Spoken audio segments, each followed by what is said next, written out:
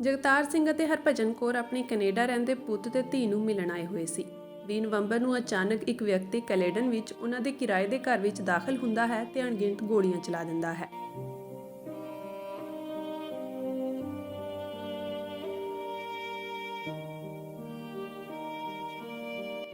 ਹਮਲਾਵਰ ਨੂੰ ਸਭ ਤੋਂ ਪਹਿਲਾਂ ਬਾਥਰੂਮ ਵਿੱਚੋਂ ਨਿਕਲ ਰਹੇ ਜਗਤਾਰ ਸਿੰਘ ਟੱਕਰਦੇ ਨੇ ਤੇ ਉਹਨਾਂ ਤੇ ਗੋਲੀਆਂ ਚਲਾਉਂਦਾ ਹੈ।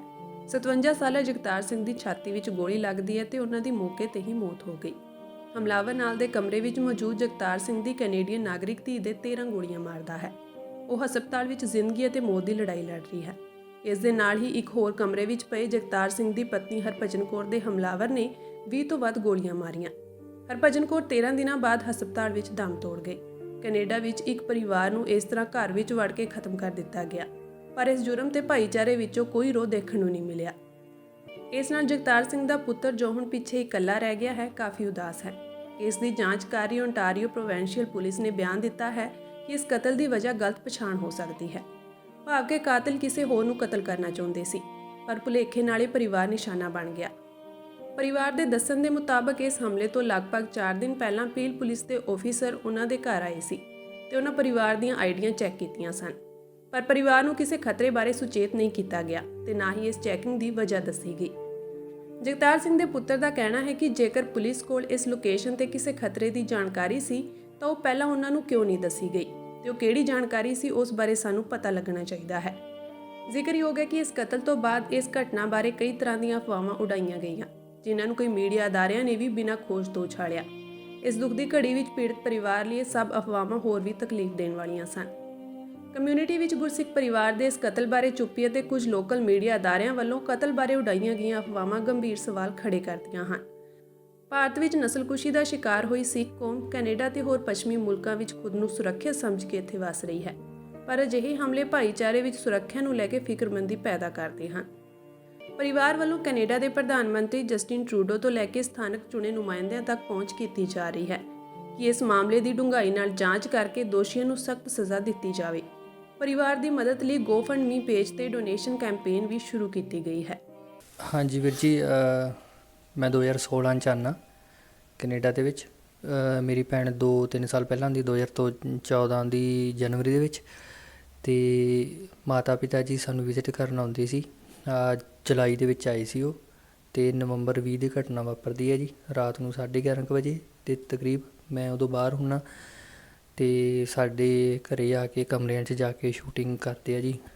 1-2 ਬੰਦੇ ਹੋਣੇ ਆ, ਹੁਣ ਮਾਤਾ ਪਿਤਾ ਨੂੰ ਪਤਾ ਹੋਣਾ ਜਾਂ ਭੈਣ ਨੂੰ, ਹੈ ਨਾ ਜੀ। ਅਤੇ ਮਾਤਾ ਜੀ ਦੇ 20+ ਗੋਲੀਆਂ ਲੱਗਦੀਆਂ, ਭੈਣ ਦੀ 13 ਲੱਗਦੀਆਂ ਨੇ। ਇਕੱਲੇ ਕਮਰਿਆਂ 'ਚ ਜਾ ਕੇ ਸ਼ੂਟਿੰਗ ਕਰਦੇ ਆ। ਇਸ ਤੋਂ ਪਹਿਲਾਂ 5 ਦਿਨ ਪਹਿਲਾਂ ਸਾਡੇ ਘਰ ਪੁਲਿਸ ਵੀ ਆਉਂਦੀ ਹੈ ਅਤੇ ਉਹ ਪੁੱਛਗਿੱਛ ਕਰਦੀ ਇੱਥੇ ਕੌਣ ਰਹਿੰਦਾ ਕੌਣ ਨਹੀਂ। ਅਤੇ ਅਸੀਂ ਤਾਂ ਜੀ ਪਹਿਲਾਂ ਹਸਪਤਾਲ ਦੇ ਵਿੱਚ ਹੀ ਬਿਜੀ ਸਾਂ ਬਹੁਤ ਜ਼ਿਆਦਾ। ਅਸੀਂ ਮੀਡੀਆ ਦੇ ਵਿੱਚ ਵੀ ਦੇਖਿਆ ਸੀ ਹਰ ਇੱਕ ਤਰ੍ਹਾਂ ਦੀਆਂ ਵੱਖਰੇ ਤਰ੍ਹਾਂ ਦੀਆਂ ਅਫਵਾਹਾਂ ਉਡਾਈ ਜਾਂਦੇ। ਕੋਈ ਕਹੀ ਜਾਂਦਾ ਕਿ ਇਹ ਇਲੀਗਲ ਟਰੱਕਿੰਗ ਦਾ ਅਸੀਂ ਮਸਲਾ, ਕੋਈ ਕੁਛ ਕਹੀ ਜਾਂਦਾ, ਕੋਈ ਕੁਛ ਕਹੀ ਜਾਂਦਾ, ਹੈ ਨਾ ਜੀ। ਉਹਨਾਂ ਨੇ ਪੁੱਛ ਪੜਤਾਲ ਕਰਨ ਤੋਂ ਪਹਿਲਾਂ ਹੀ ਮੀਡੀਆ ਨੇ ਸਾਰਾ ਕੁਛ ਕਿਹਾ। ਉਹ ਸਾਨੂੰ ਕਿਸੇ ਨੇ ਕੁਛ ਨਹੀਂ ਪੁੱਛਿਆ, ਨਾ ਉਹਨਾਂ ਨੇ ਕੋਈ ਇਨਕੁਆਇਰੀ ਕੀਤੀ। ਕਈ ਉੱਦਾਂ ਆਪਣੇ ਵੱਲੋਂ ਕਹੀ ਜਾਂਦੇ ਆ। ਅਸੀਂ ਇੱਥੇ ਰੈਂਟ 'ਤੇ ਰਹਿੰਦੇ ਹਾਂ ਜੀ, ਅਤੇ ਸਾਡਾ ਕਿਸੇ ਨਾਲ ਕੋਈ ਸੰਬੰਧ ਨਹੀਂ। ਟਰੱਕਿੰਗ ਅਸੀਂ ਰੈਂਟ 'ਤੇ ਰਹਿੰਦੇ ਹਾਂ, ਟਰੱਕਿੰਗ ਦਾ ਸਾਡਾ ਕਿੱਦਾਂ ਸੰਬੰਧ ਹੋ ਸਕਦਾ ਹੈ। ਅਤੇ ਦੂਜੀ ਗੱਲ, ਅਸੀਂ ਕਮਿਊਨਿਟੀ ਨੂੰ ਅਪੀਲ ਕਰਦੇ ਹਾਂ ਕਿ ਸਾਡੇ ਨਾਲ ਸਾਥ ਦੇਣ ਦੀ ਲੋੜ ਹੈ। ਸਾਡੇ ਨਾਲ ਜੋ ਵਾਪਰ ਗਿਆ ਕੱਲ੍ਹ ਨੂੰ ਕਿਸੇ ਹੋਰ ਨਾਲ ਨਾ ਵਾਪਰ ਜੇ। ਅਤੇ ਸਾਰਿਆਂ ਨੂੰ ਇਨਸਾਫ ਦੀ ਅਸੀਂ ਮੰਗ ਕਰਦੇ ਹਾਂ ਸਿਸਟਮ ਤੋਂ ਵੀ ਸਾਡੇ ਘਰ ਜਿਹੜੇ ਪੁਲਿਸ ਆਉਂਦੀ ਆ ਉਹ ਕਿਉਂ ਆਉਂਦੀ ਹੈ, ਕਿਹੜਾ ਥ੍ਰੈਟ ਸਾਨੂੰ ਦੱਸਿਆ ਜਾਣਾ ਚਾਹੀਦਾ, ਹੈ ਨਾ ਜੀ।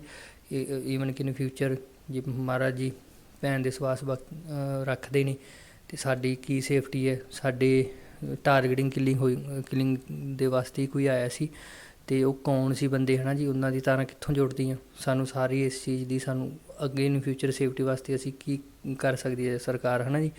ਇਹ ਸਾਰੀ ਚੀਜ਼ਾਂ ਦੀ ਅਸੀਂ ਮੰਗ ਕਰਦੇ ਹਾਂ ਜੀ, ਅਤੇ ਸਾਨੂੰ ਪਤਾ ਲੱਗਣਾ ਚਾਹੀਦਾ ਕੌਣ ਨੇ ਜੀ। ਹਾਂਜੀ। ਵਾਹਿਗੁਰੂ ਜੀ ਕਾ ਖਾਲਸਾ, ਵਾਹਿਗੁਰੂ ਜੀ ਕੀ ਫਤਿਹ। ਜਿੱਦਾਂ ਆਪਾਂ ਸਾਰੇ ਜਾਣਦੇ ਹਾਂ, ਕੈਲਡਨ ਦੇ ਵਿੱਚ ਜਿਹੜੀ ਟ੍ਰਿਪਲ ਸ਼ੂਟਿੰਗ ਹੋਈ ਆ, ਜਿਹਦੇ ਵਿੱਚ ਇੱਕ ਪਰਿਵਾਰ ਮਾਰਿਆ ਜਾਂਦਾ ਆ, ਅਤੇ ਇਸ ਪਰਿਵਾਰ ਦੇ ਉਸ ਸਮੇਂ 2 ਬੱਚੇ ਇੱਥੇ 2016 'ਚ ਸਟੂਡੈਂਟ ਆਉਂਦੇ ਆ, ਆਪਣੀ ਪੜ੍ਹਾਈ ਪੂਰੀ ਕਰਦੇ ਆ। ਪੜ੍ਹਾਈ ਪੂਰੀ ਕਰਕੇ ਆਪਣੀ ਸਿਟੀਜ਼ਨਸ਼ਿਪ ਲੈਂਦੇ ਆ। ਭੈਣ ਰੀਜਨ ਆਫ ਪੀਲ ਦੇ ਵਿੱਚ ਕੰਮ ਕਰਦੀ ਸੀਗੀ, ਵੀਰ ਆਪਣਾ ਟਰੱਕ ਚਲਾਉਂਦਾ ਸੀਗਾ। ਇਹ ਇਨਸੀਡੈਂਟ ਵਾਪਰਿਆ ਵਾ ਡੋਰਾਂ ਖੋਲ੍ਹ ਕੇ ਕਮਰਿਆਂ 'ਚ ਅੰਦਰ ਵੜ ਕੇ ਗੋਲੀਆਂ ਮਾਰੀਆਂ ਜਾਂਦੀਆਂ ਨੇ। ਜਿਹੜੀ ਬੱਚੀ ਸੀ ਉਹਦੇ 11 ਗੋਲੀਆਂ ਲੱਗੀਆਂ ਨੇ। ਉਹਨਾਂ ਦੇ ਜਿਹੜੇ ਪਿਤਾ ਜੀ ਸੀਗੇ ਮੌਕੇ ਤੇ ਦਮ ਤੋੜ ਦਿੰਦੇ ਨੇ। ਮਾਤਾ ਜੀ ਦੇ 22 ਤੋਂ ਵੱਧ ਗੋਲੀਆਂ ਲੱਗਦੀਆਂ ਨੇ। 13 ਦਿਨ ਹਸਪੀਟਲ ਦੇ ਵਿੱਚ ਉਹ ਆਪਣੀ ਜ਼ਿੰਦਗੀ ਮੌਤ ਦੇ ਨਾਲ ਜੂਝਦੇ ਹੋਏ ਅਕਾਲ ਚਲਾਣਾ ਕਰ ਜਾਂਦੇ ਨੇ। ਪਰ ਇਸ ਕੇਸ ਦੇ ਵਿੱਚ ਜਿਹੜੀ ਸਭ ਤੋਂ ਜ਼ਿਆਦਾ ਇੰਟਰਸਟਿੰਗ ਪੁਆਇੰਟ ਇਹ ਹੈਗਾ ਹੈ ਕਿ 4 ਦਿਨ ਪਹਿਲਾਂ ਇੱਥੇ ਪੀਲ ਰੀਜਨ ਪੁਲਿਸ ਆਉਂਦੀ ਆ। ਉਹ ਪ੍ਰੋਪਰ ਆਈਡੀਆਂ ਚੈੱਕ ਕਰਕੇ ਜਾਂਦੀ ਆ ਸਾਰੇ ਪਰਿਵਾਰ ਦੀਆਂ।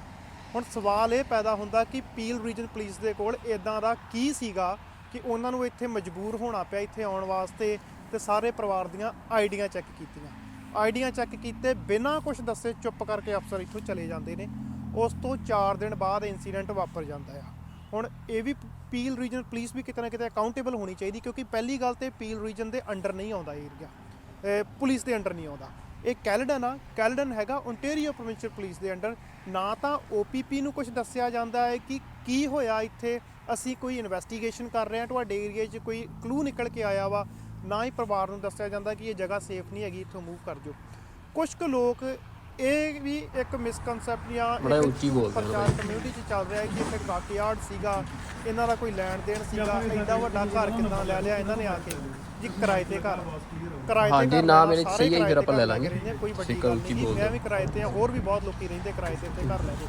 ਉਸ ਤੋਂ ਜਿਹੜੀ ਟਰੱਕ ਯਾਰਡ ਦੀ ਗੱਲ ਆ ਮੈਂ ਤੁਹਾਨੂੰ ਵਿਖਾਉਣਾ ਚਾਹੂੰਗਾ ਵੀਰ। ਆਹ ਦੇਖੋ ਜਿਹੜਾ ਟਰੱਕ ਯਾਰਡ ਦਾ ਐਂਟਰੈਂਸ ਉਹ ਆ ਹੈਗਾ ਆ, ਤੇ ਆਹ ਦੇਖੋ ਉਧਰੋਂ ਪਿਛਲੀ ਸਾਈਡ ਨੂੰ ਬੈਕ ਸਾਈਡ ਨੂੰ ਟਰੱਕ ਯਾਰਡ ਚੱਲਿਆ ਜਾਂਦਾ ਵਾ। ਤੇ ਉਸ ਚੀਜ਼ ਦਾ ਘਰ ਦੇ ਨਾਲ ਦੇਖੋ ਕੋਈ ਲੈਣ ਦੇਣ ਨਹੀਂ ਹੈਗਾ। ਹੁਣ ਉਹ ਜਿੱਥੇ ਉਹ ਦੂਸਰੀ ਗੱਡੀ ਖਲੋਤੀ ਆ ਉਹ ਤੋਂ ਪਰਲੇ ਬੰਨੇ ਟਰੱਕ ਯਾਰਡ ਹੈਗਾ ਆ। ਹੁਣ ਘਰ ਦਾ ਐਂਟਰੈਂਸ ਵੀ ਤੁਸੀਂ ਇਧਰੋਂ ਦਿਖਾ ਦਿਓ। ਘਰ ਦਾ ਐਂਟਰੈਂਸ ਆ ਦੂਸਰੀ ਸਾਈਡ ਤੋਂ, ਆ ਜਿਹੜਾ ਐਂਟਰੈਂਸ ਹੈ ਇਹ ਘਰ ਦਾ ਐਂਟਰੈਂਸ ਹੈ। ਸੋ ਟਰੱਕ ਯਾਰਡ ਬੈਕ ਸਾਈਡ ਤੇ ਜ਼ਰੂਰ ਸੀਗਾ, ਪਰ ਇਸ ਘਰ ਦੇ ਵਿੱਚ ਜਾਂ ਫਿਰ ਇਸ ਪ੍ਰਾਪਰਟੀ ਦਾ ਯਾਰਡ ਦੇ ਨਾਲ ਕੋਈ ਲੈਣ ਦੇਣ ਨਹੀਂ ਸੀਗਾ। ਹਾਂ, ਫਰੰਟ ਸੀਗਾ ਜਿਹੜਾ ਉਹ ਐਜ਼ ਆ ਘਰ ਰੈਂਟ ਹੋਇਆ ਸੀਗਾ। ਜਿਹੜੀ ਬੈਕ ਸਾਈਡ ਹੈ ਉਹ ਯਾਰਡ ਰੈਂਟ ਹੋਈ ਸੀ। ਕਈ ਲੋਕੀ ਕਹਿ ਰਹੇ ਕਿ ਇਲੀਗਲ ਟਰੱਕ ਯਾਰਡ ਸੀਗਾ, ਇਲੀਗਲ ਨਹੀਂ। ਇਸ ਯਾਰਡ ਨੂੰ ਟੈਂਪਰੇਰੀ ਜ਼ੋਨਿੰਗ ਮਿਲੀ ਸੀਗੀ। ਇਸ ਮੇਫੀਲਡ ਰੋਡ ਦੇ ਉੱਪਰ ਬਹੁਤ ਸਾਰੇ ਯਾਰਡ ਹੈਗੇ ਆ ਜਿਨ੍ਹਾਂ ਦੇ ਕੋਲ ਟੈਂਪਰੇਰੀ ਪਰਮਿਟ ਸੀਗੇ। ਜਿਹੜਾ ਨੈਕਸਟ ਯਾਰਡ ਆ ਉਹ ਵੀ ਟੈਂਪਰੇਰੀ ਪਰਮਿਟ ਸੀ ਉਹਨਾਂ ਕੋਲ। ਈਵਨ ਕਿ ਜੇ ਆਪਾਂ ਥੋੜਾ ਜਿਹਾ ਈਸਟ ਚਲੇ ਜਾਈਏ, ਇੱਧਰ ਵੀ ਕਾਫੀ ਯਾਰਡ ਨੇ ਜਿਹੜੇ ਟਾਊਨ ਨੇ ਖਾਲੀ ਕਰਵਾਏ ਨੇ, ਉਹਨਾਂ ਦੇ ਕੋਲ ਵੀ ਟੈਂਪਰੇਰੀ ਜ਼ੋਨਿੰਗ ਸੀਗੀ। ਟੈਂਪਰੇਰੀ ਜ਼ੋਨਿੰਗ ਦਾ ਮਤਲਬ ਇਹ ਹੁੰਦਾ ਕਿ ਤੁਹਾਨੂੰ ਕੀ ਲੱਗ ਰਿਹਾ ਵੀ ਮਤਲਬ ਜਿਹੜਾ ਜਸਟਿਸ ਆ ਹੋ ਰਿਹਾ ਹੈ, ਇਨਵੈਸਟੀਗੇਸ਼ਨ ਜਿਹੜੀ ਆ ਉਹਦੇ ਤੁਹਾਡੇ ਜਿਹੜੇ ਕੁਐਸਚਨ ਹੈਗੇ ਆ ਇਹਨਾਂ ਦਾ ਕੋਰਟ ਦੇ ਕੇਸ ਚੱਲ ਰਿਹਾ ਸੀਗਾ ਕਿ ਸਾਡੇ ਬਿਜ਼ਨਸ ਐਸਟੈਬਲਿਸ਼ ਹੋ ਗਏ ਨੇ, ਸਾਨੂੰ ਜਿਹੜੀ ਐਕਸਟੈਂਸ਼ਨ ਦਿੱਤੀ ਜਾਵੇ ਜਾਂ ਫਿਰ ਸਾਡੇ ਪਰਮਿਟ ਨੇ ਪਰਮਾਨੈਂਟ ਕੀਤੇ ਜਾਣ। ਪਰ ਟਾਊਨ ਇਹ ਕੇਸ ਜਿੱਤ ਗਿਆ ਤੇ ਇਹ ਜਗ੍ਹਾ ਉਹਨਾਂ ਨੂੰ ਖਾਲੀ ਕਰਨੀ ਪਈ। ਹੁਣ ਇਹਨਾਂ ਜਿਹੜੇ ਮਿਸਕਨਸੈਪਟ ਜਿਹੜੀਆਂ ਚੀਜ਼ਾਂ ਫਲਾਈਆਂ ਜਾ ਰਹੀਆਂ, ਕਿੰਨੀ ਝੂਠ ਫਲਾਇਆ ਜਾ ਰਿਹਾ, ਪਲੀਜ਼ ਇਸ ਚੀਜ਼ ਤੋਂ ਬਚੋ। ਇਸ ਮਾੜੇ ਸਮੇਂ ਦੇ ਵਿੱਚ ਪਰਿਵਾਰ ਦਾ ਸਾਥ ਦਿਓ। ਓਨਟਾਰੀਓ ਪ੍ਰੋਵਿੰਸ਼ੀਅਲ ਪੁਲਿਸ ਦਾ ਇਹ ਕਹਿਣਾ ਆ ਕਿ ਇਹ ਮਿਸਟੇਕਨ ਆਇਡੈਂਟੀਟੀ ਦਾ ਕੇਸ ਆ। ਜੇ ਮਿਸਟੇਕਨ ਆਇਡੈਂਟੀਟੀ ਦਾ ਕੇਸ ਆ ਤਾਂ ਕਿਹਨੂੰ ਮਾਰਨਾ ਸੀ? ਕੋਈ ਤਾਂ ਟਾਰਗੇਟ ਹੋਊਗਾ। ਜੇ OPP ਨੇ ਇੰਨੀ ਗੱਲ ਕਹੀ ਆ ਤਾਂ ਉਸ ਤੋਂ ਬਾਅਦ ਇਹਨਾਂ ਸਾਰੇ ਪਰਿਵਾਰ ਦੇ OPP ਨੇ ਪ੍ਰੋਪਰ ਸੈੱਲਫੋਨ ਡਾਊਨਲੋਡ ਕੀਤੇ ਨੇ, ਜਿਹਦੇ ਵਿੱਚੋਂ ਹਰੇਕ ਡੇਟਾ OPP ਦੇ ਸਿਸਟਮ ਦੇ ਵਿੱਚੋਂ ਹੋ ਕੇ ਗਿਆ ਵਾ। ਜੇ ਕਿਸੇ ਵੀ ਗਲਤ ਕੰਮ 'ਚ ਇਨਵੋਲਵਮੈਂਟ ਹੁੰਦੀ ਤਾਂ OPP ਨੇ ਦੱਸਣਾ ਨਹੀਂ ਸੀਗਾ ਕਿ ਤੁਸੀਂ ਇਸ ਚੀਜ਼ 'ਚ ਇਨਵੋਲਵ। OPP ਨੇ ਸਟੇਟਮੈਂਟ ਦਿੱਤੀ ਹੈ ਕਿ ਕਹਿੰਦੇ ਜੀ ਟੋਰਾਂਟੋ ਸਟਾਰ 'ਚ ਨਿਊਜ਼ ਲੱਗੀ ਹੈ ਕਿ ਕੇਸ ਆਫ ਮਿਸਟੇਕਨ ਆਇਡੈਂਟੀਟੀ ਤੇ ਕਮਿਊਨਿਟੀ ਨੂੰ ਵੀ ਰਿਕੁਐਸਟ ਹੈ ਕਿ ਪਲੀਜ਼ ਝੂਠੀਆਂ ਅਫਵਾਹਾਂ ਤੋਂ ਬਚੋ।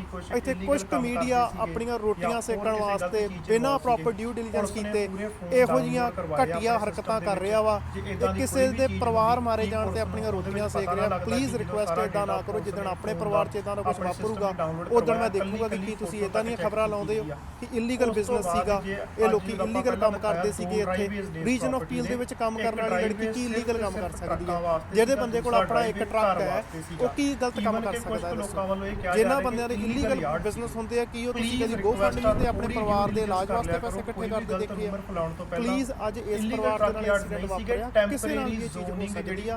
ਈਵਨ ਕਿ ਜਿਹੜੇ ਜਿੰਨੇ ਇਲੈਕਟਡ ਅਫੀਸ਼ੀਅਲਸ ਨੇ, ਮੈਂ ਕਿਸੇ ਇੱਕ ਨੂੰ ਨਹੀਂ ਕਹਿੰਦਾ, ਪਰਮਿਟਸ ਨੂੰ ਐਕਸਟੈਂਡ ਕਰਨ ਨੂੰ ਲੈ ਕੇ ਜਿਹੜਾ ਵਾ ਜਿੰਨੇ ਵੀ ਜਦੋਂ ਇਲੈਕਸ਼ਨ ਟਾਊਨ ਦੇ ਵਿੱਚ ਤੇ ਯਾਰਡ ਦੇ ਵਿੱਚ ਚੱਲ ਰਿਹਾ ਸੀਗਾ, ਆਵਾਜ਼ ਸੀਗਾ ਕਿ ਕੋਈ ਨਜਾਇਜ਼ ਕਬਜ਼ਾ ਕਰਕੇ ਨਹੀਂ ਸੀ ਬੈਠੇ ਜਿਨ੍ਹਾਂ ਦੀ ਪ੍ਰਾਪਰਟੀ। ਹੱਥ ਬੰਨ ਕੇ ਬੇਨਤੀ ਹੈ ਕਿ ਅੱਜ ਕਮਿਊਨਿਟੀ ਦੇ ਨਾਲ ਖਲੋਣ ਦਾ ਸਮਾਂ, ਇਸ ਪਰਿਵਾਰ ਦੇ ਨਾਲ ਖਲੋਣ ਦਾ ਸਮਾਂ ਹੈ।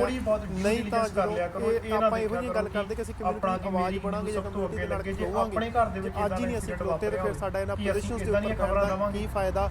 ਈਵਨ ਕਿ ਕਮਿਊਨਿਟੀ ਨੂੰ ਵੀ ਰਿਕੁਐਸਟ ਹੈਗੀ ਆ ਕਿ ਪਲੀਜ਼ ਥੋੜਾ ਬਹੁਤ ਪ੍ਰੈਸ਼ਰ ਕ੍ਰੀਏਟ ਕੀਤਾ ਜਾਵੇ। ਇਹ ਇਨਵੈਸਟੀਗੇਸ਼ਨ ਸਿਰਫ ਇਹਨਾਂ ਕਹਿ ਕੇ ਨਾ ਬੰਦ ਕਰ ਦਿੱਤੀ ਜਾਵੇ ਕਿ ਗਲਤ ਕੰਮ ਕਰੋ ਸੜਕਾਂ ਦਾ ਕੇਸ ਆ ਜਿਨ੍ਹਾਂ ਨੇ ਕੰਮ ਕੀਤਾ ਉਹ ਸਾਹਮਣੇ ਆਉਣੇ ਚਾਹੀਦੇ ਆ ਉਹਨਾਂ ਨੂੰ ਸਜ਼ਾ ਹੋਣੀ ਚਾਹੀਦੀ ਆ ਤੇ ਨਾਲ ਦੀ ਨਾਲ ਜਿੰਨਾ ਪੰਜਾਬੀ ਮੀਡੀਆ ਮੇਰੀ ਉਹਨਾਂ ਨੂੰ ਰਿਕੁਐਸਟ ਹੈਗੀ ਆ ਇੱਥੇ ਦੋ ਜਣੇ ਆਪਸ ਚ ਲੜ ਪੈਣ ਕੋਈ ਗੱਡੀ ਚੋਂ ਨਿਕਲ ਕੇ ਕਿਸੇ ਨੂੰ ਗਾਲ ਕੱਢਦੇ ਤੁਸੀਂ ਹਫਤਾ ਉਹ ਚੀਜ਼ਾਂ ਚਲਾਉਂਦੇ ਜੇ ਪਲੀਜ਼ ਇੰਨਾ ਵੱਡਾ ਇੰਸੀਡੈਂਟ ਵਾਪਰ ਗਿਆ ਤੁਹਾਡੀ ਕਮਿਊਨਿਟੀ 'ਚ ਸਾਰਾ ਪਰਿਵਾਰ ਮਾਰਿਆ ਗਿਆ ਤੁਸੀਂ ਇੱਕ ਸ਼ਬਦ ਨਹੀਂ ਬੋਲਿਆ ਉਸ ਚੀਜ਼ ਬਾਰੇ ਪਲੀਜ਼ ਬੋਲੋ ਨਹੀਂ ਤਾਂ ਤੁਹਾਡਾ ਕੋਈ ਫਾਇਦਾ ਨਹੀਂ ਉੱਥੇ ਬਹਿ ਕੇ ਸਾਰੀ ਦਿਹਾੜੀ ਕੋਈ ਤੁਸੀਂ ਕਿਸੇ ਵੀ ਚੀਜ਼ ਤੇ ਡਿਸਕਸ਼ਨ ਕਰੀ ਜਾਓ ਪਰ ਜਿਹੜੀ ਕਮਿਊਨਿਟੀ ਦੇ ਵਿੱਚ ਪ੍ਰੋਬਲਮ ਆਈ ਹੈ ਜੇ ਤੁਸੀਂ ਉਸ ਚੀਜ਼ ਤੇ ਨਹੀਂ ਬੋਲਦੇ ਫਿਰ ਤੁਸੀਂ ਮੀਡੀਆ ਜਿਹਨੂੰ ਇੱਕ ਬੜਾ ਵੱਡਾ ਥੰਮ ਮੰਨਿਆ ਜਾਂਦਾ ਡੈਮੋਕ੍ਰੇਸੀ ਦਾ ਫਿਰ ਪਲੀਜ਼ ਤੁਸੀਂ ਆਪਣੇ ਚੈਨਲ ਬੰਦ ਕਰ ਦਿਓ ਰਿਕੁਐਸਟ ਹੈ ਪਲੀਜ਼ ਅੱਜ ਇਹ ਪਰਿਵਾਰ ਦੇ ਨਾਲ ਵਾਪਰਿਆ ਸਾਨੂੰ ਆਪਣੇ ਨਾਲ ਵੀ ਇਹ ਚੀਜ਼ ਹੋ ਸਕਦੀ ਆ ਸੋ ਪਲੀਜ਼ ਇਸ ਮਾੜੀ ਘੜੀ ਦੇ ਵਿੱਚ ਪਰਿਵਾਰ ਦਾ ਸਾਥ ਦਈਏ ਤੇ ਮੇਰੀ